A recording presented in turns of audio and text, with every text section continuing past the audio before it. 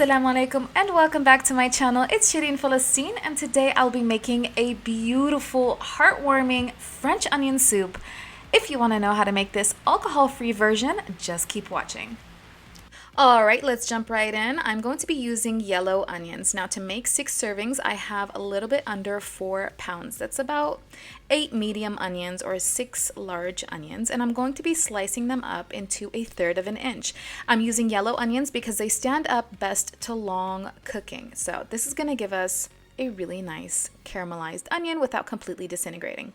Into a pot, I have 2 tablespoons of olive oil and some butter.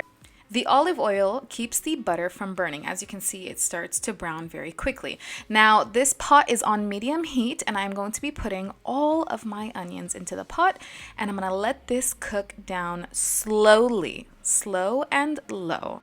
10 minutes in, I am going to be adding a little bit of sugar. Yes, sugar. This is going to help our onions caramelize to a rich, deep mahogany color and give us that beautiful, sweet, and aromatic onion flavor. Now, at first, it's going to go really slowly. You're going to think that these onions will never caramelize, but then it will go really quickly. So I gave them a toss every 5 to 7 minutes, and it was for about 45 minutes to an hour. I would say about 45 minutes. Those onions reached a perfect caramelization without completely disintegrating, as you see here.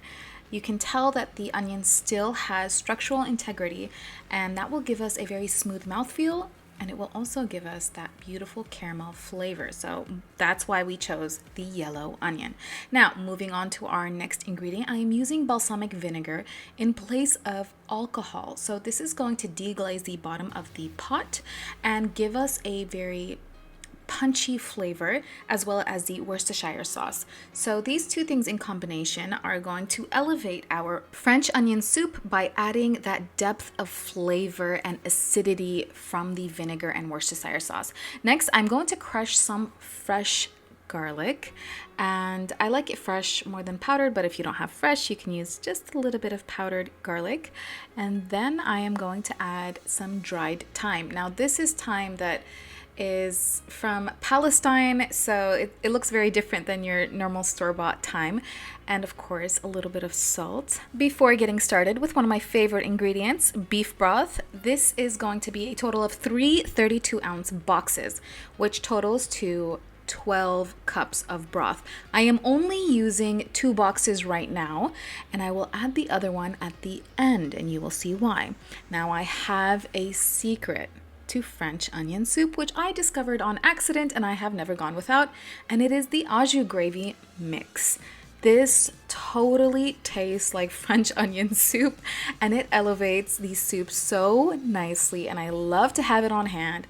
And I also add 2 to 3 bay leaves and a little bit of black pepper, which complements the onion and the beef flavors in the very aromatic broth. Okay, so I'm bringing this up to high heat till it comes to a boil, and then I am going to bring it down to medium heat and cover it and let it cook for about 30 minutes. This is going to give us enough time to create our crunchy, toasty croutons on top.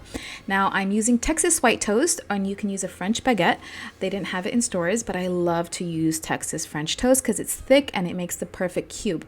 Why am I chopping it up into cubes, you ask? Well, because if you've ever eaten French onion soup, then let's be honest, you've probably burnt the roof of your mouth trying to somehow break through that whole piece of bread on top of the soup. So take it from me, you will thank me later. It is a charm to have them into perfect little bite-sized cubes. So I am toasting my bread on 300 degrees for 15 minutes on each side, and I take it out and then I flip it over, and you'll notice that the bottom sides are still soft. Then after an additional 15 minutes, it has become rock hard.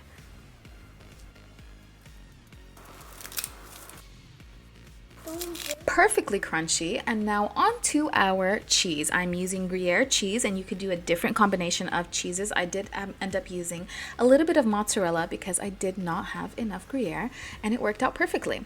So my soup is now ready. I'm going to turn off the heat underneath it, and I'm going to take a look at it. I'm going to taste it. It should be perfect. This recipe is very exact.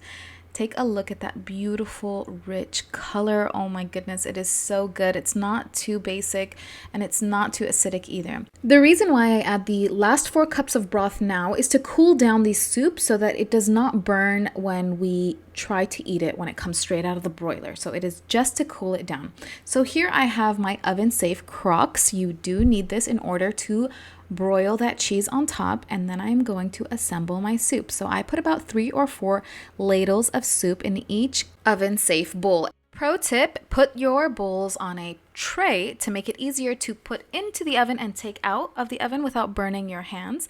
And then it is time for our croutons. I am going to put about a slice of bread worth of cubed croutons into each bowl. It's up to you. And then I'm going to add enough cheese on top to completely cover the bread, or else you will see the mistake I do because I did not have enough Gruyere. The little tips of bread that are showing will end up burning under the broiler. So that's why I ended up having to use the mozzarella, and actually it tasted beautiful. I loved the combination. It was like the mozzarella was nice and stretchy, and the Gruyere that had a deep punch of flavor that complemented the soup. So I'm putting this under a broiler until it is nice and bubbly and browned on top. As you can see, the little pieces of bread that are exposed do end up burning a tad bit, but that's why I ended up putting even more cheese, as you can see here. Now I'm going to add a little bit of chopped scallions and a dash of smoked paprika, just a tiny dash, and this is going to tie the entire soup together. Do not skip the scallions. It is incredible because you have those very melted down onions and you have a kick, a crunch of bright scallions. It is perfect.